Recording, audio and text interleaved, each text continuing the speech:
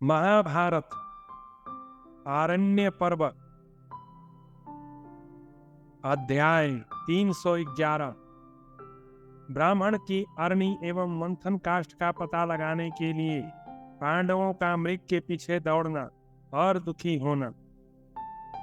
जन्मेजय ने पूछा, ब्राह्मण, इस प्रकार अपनी पत्नी द्रौपदी का अपहरण होने पर अत्यंत क्लेश उठाकर पांडवों ने जब उन्हें पुनः प्राप्त कर लिया, उसके बाद उन्होंने क्या कार्य किया? वैशंपायन जी ने कहा,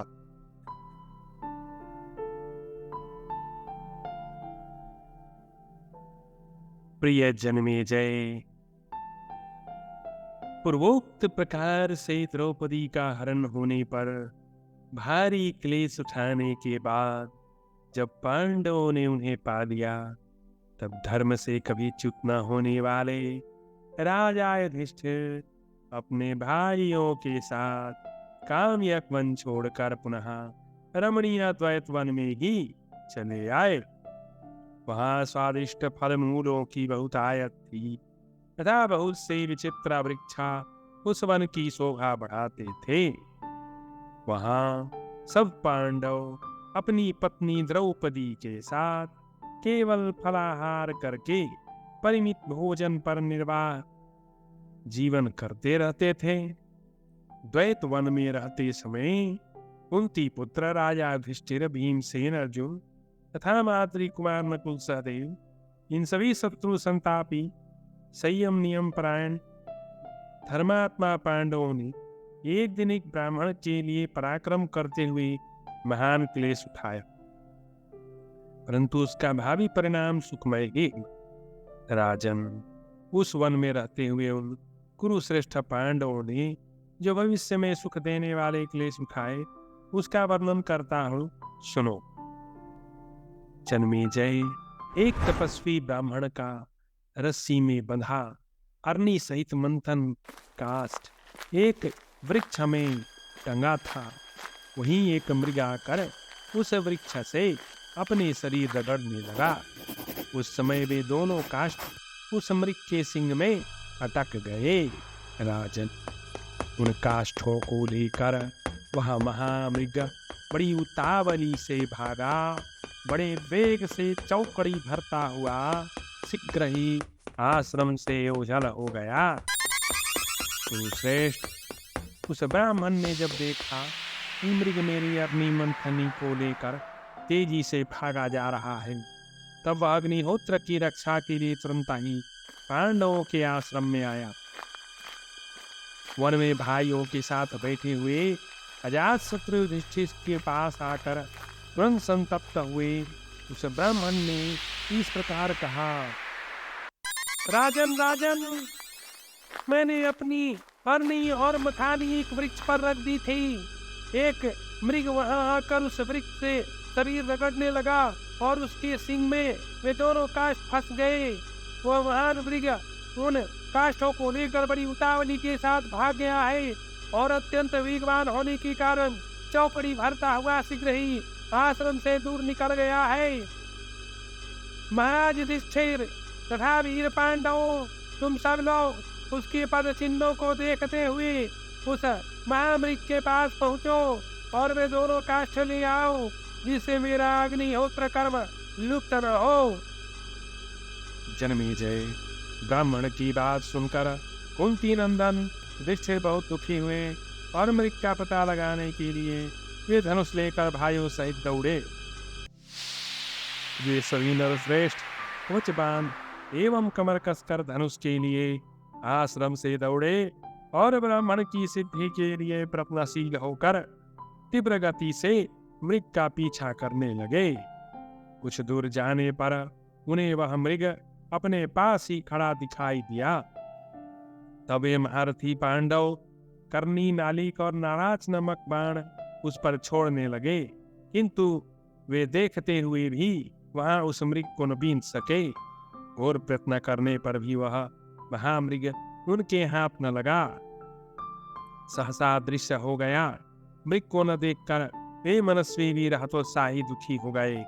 तत्पश्चात उस घन वन में भूख प्यास से पीड़ित अंगों वाले पांडव एक शीतल छाया वाले बरगद के नीचे आकर बैठ गए। उनके बैठ जाने पर नकुल अत्यंत दुखी हो अमरस में आकर बड़े भाई कुरुनंदन युधिष्ठिर से इस प्रकार बोले, राजन, हमारे कुल में कभी आलस्यवश धर्म का लोप न हुआ, अर्थ का भी कभी नाश नहीं हुआ। हमने किसी भी प्राणी की प्रार्थना करने पर कभी उसे कोरा जवाब नहीं दिया, निराश नहीं किया। फिर भी हम धर्म संकट में कैसे पड़ गए। पानी लाने के लिए गए हुए नकुल आदि 4 भाइयों का सरोवर के तट पर अचेत होकर गिरना। फिर युधिष्ठिर नकुल से बोले, भैया, आपत्तियों की न तो कोई सीमा है, ना कोई निमित्त दिखाई देता है, ना कोई विशेष कारण ही परिलक्षित होता है। पहले का किया हुआ पुण्य और पाप रूप कर्म ही प्रारब्ध बनकर सुख और दुख रूप फल बांटता है। भीमसेन ने कहा, जब प्रतिकामी की जगह दूत बनकर गया हुआ दुशासन द्रौपदी को कौरवों की सभा में दासी की भांति बलपूर्वक खींच ले आया, उस समय मैंने जो उसका वध नहीं कर डाला, इसी के कारण हम लोग ऐसे धर्म संकट में पड़े हैं। अर्जुन बोले, सुतपुत कर्ण के कहे हुए कठोर अस्थियों को भी वितीर्ण कर देने वाले अत्यंत कड़वे वचन सुनकर भी जो हमने सहन कर लिए, उसी से आज हम धर्म संकट की अवस्था में आ पहुंचे हैं। सहदेव ने कहा, भारत, जब शकुनी ने अपने को जुए में जीत लिया और उस समय मैंने उसे मार नहीं डाला, उसी का यह फल है कि आज हम लोग धर्म संकट में पड़ गए हैं। वैशंपायन जी कहते हैं, तदनंतर राजा युधिष्ठिर ने नकुल से कहा, बहाद्री नंदन, किसी वृक्ष पर चढ़कर सब दिशाओं में दृष्टिपात करो, कहीं आसपास पानी हो तो देखो, अथवा जल के किनारे होने वाले वृक्षों पर दृष्टि डालो। तुम्हारे भाई थके मांदे और प्यासे हैं। तब नकुल बहुत अच्छा कहकर शीघ्र ही एक पेड़ पर चढ़ गए और चारों ओर दृष्टि डालकर अपने बड़े भाई से बोले, राजन, मैं ऐसे बहुतेरे वृक्ष देख रहा हूँ जो जल के किनारे ही होते हैं। सारसों की आवाज सुनाई देती है, अतः निसंदेह वहां आसपास कोई जलाशय है। तब सत्य का पालन करने वाले कुंती नंदन युधिष्ठिर ने नकुल से कहा, सौम्य, शीघ्र जाओ और तरकसों में पानी भर लाओ। नकुल बहुत अच्छा कहकर बड़े भाई की आज्ञा से शीघ्रता पूर्वक गए और जहाँ जलाशय था वह तुरंत पहुंच गए। वहां सारसों से घिरे हुए जलाशय का स्वच्छ जल देखकर नकुल को उसे पीने की इच्छा हुई। इतने में ही आकाश से उनके कानों में एक स्पष्ट वाणी सुनाई दी। यक्ष बोला,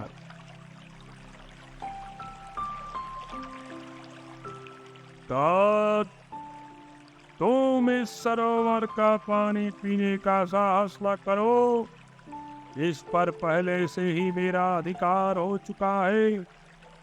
माद्री कुमार, पहले मेरे प्रश्नों का उत्तर दे दो, फिर पानी पियो और ले जाओ। नकुल की प्यास बहुत बढ़ गई थी। उन्होंने यक्ष के कथन की अवहेलना करके वहां का शीतल जल पी लिया। पीते ही वे अचेत होकर गिर पड़े।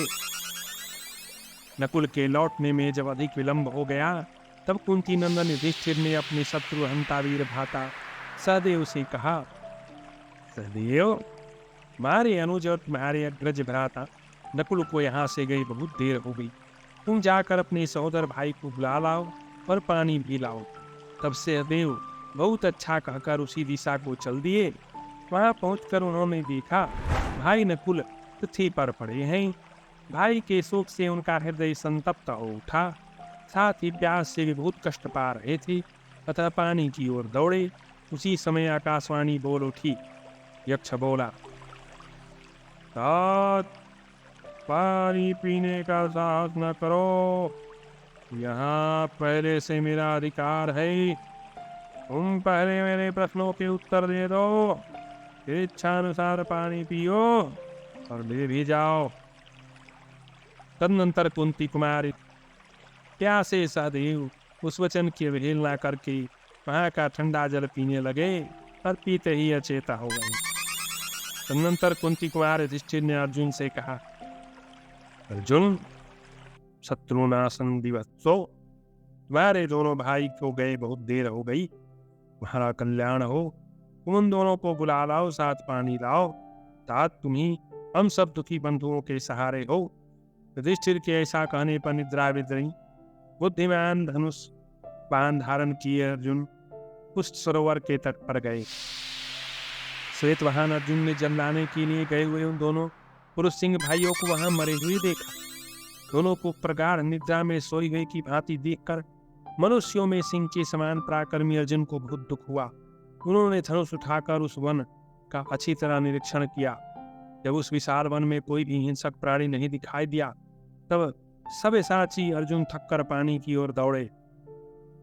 दौड़ते समय उन्हें आकाश से आती हुई आवाज सुनाई दी, कुंती नंदन, क्यों पानी के निकट जा रहे हो? तुम जबरदस्ती जल नहीं पी सकते। भारत, यदि मेरे उन प्रश्नों का उत्तर दे दो तो यहाँ का पानी पियो और साथ ले जाओ। इस प्रकार रोके जाने पर अर्जुन ने कहा, जरा सामने आकर रोको। सामने आते ही पांव से टुकड़े टुकड़े हो जाने पर फिर तुम इस प्रकार नहीं बोल पाओगे। ऐसा कहकर अर्जुन ने अपने शब्द वेद कला का परिचय देते हुए दिव्यास्त्रों से अभिमंत्रित बाणों की ओर झड़ी लगा दी। भरतश्रेष्ठ जन्मेजय अर्जुन उस समय करनी, नलिक, नराज आदि बाणों की वर्षा कर रहे थे। प्यास से पीड़ित हुए अर्जुन ने कितने ही अमोघ बाणों का प्रयोग करके आकाश में कई बाण समूह की वर्षा की। यक्ष बोला, पार्थ, इस प्रकार प्राणियों पर आघात करने से क्या लाभ? पहले मेरे प्रश्नों का उत्तर दो, फिर जल पियो। यदि तुम प्रश्नों का उत्तर दिए बिना यहाँ का जल पियोगे तो मर जाओगे। उसके ऐसा कहने पर कुंती पुत्रा सब्यसाची धनंजय उसके वचनों की अवहेलना करके जल पीने लगे और फिर अचेत होकर गिरे। कुंती कुमार युधिष्ठिर ने भीमसेन से कहा, परंतु भरत, मंदन, नकुल, सहदेव और जिनको गए बहुत देर हो गई, वे अभी तक नहीं आ रहे हैं। तुम्हारा कल्याण हो, जाकर देखो तो। तब भीमसेन ने बहुत अच्छा कहकर उस स्थान पर गए जहां में पुरुष सिंह तीनों भाई पृथ्वी पर मृतक पड़े थे। उन्हें इस अवस्था में देखकर भीमसेन को दुख हुआ। इधर प्यास में बहुत कष्ट दे रहा था। महाबाहो भीमसेन ने मन ही मन निश्चय किया, यह अक्षुत्था राक्षसों का काम है। फिर उन्होंने सोचा, निश्चय ही मुझे शत्रु के साथ युद्ध करना पड़ेगा, अतः पहले जल तो पी लो। ऐसा निश्चय करके प्यासे नरश्रेष्ठ कुंती कुमार भीमसेन जल की ओर दौड़े।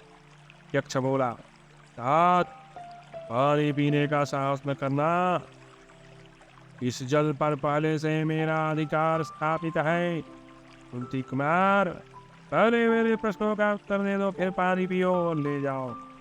अमित तेजस्वी यक्ष के ऐसा कहने पर भीमसेन उन प्रश्नों का उत्तर दिए बिना ही जल पीने लगे और पीते ही मूर्छित होकर गिर पड़े। तदनंतर कुंती पुत्र पुरुषरत्न महाबाहु राजा युधिष्ठिर बहुत देर तक सोच विचार करके उठे और जलते हुए हृदय से उस विशाल वन में प्रवेश किया जहाँ मनुष्यों की आवाज तक नहीं सुनाई देती। वहाँ रुरु, मृग, वराह तथा पक्षियों के समुदाय ही निवास करते थे। नीले रंग के चमकीले वृक्ष उस वन की शोभा बढ़ा रहे थे। भ्रमरों के गुंजन और विहंगों के कलरव से वह वन प्रांत शब्दमयन हो रहा था। महायशस्वी श्रीमान युधिष्ठिर ने उस वन में विचरण करते हुए सरोवर को देखा, जो उसमें हरे रंग के कुसुम के सरों से विभूषित था। जान पड़ता था साक्षात विश्वकर्मा ने ही उसका निर्माण किया है। उस सरोवर जल कमल की बेलों से आच्छादित हो रहा था।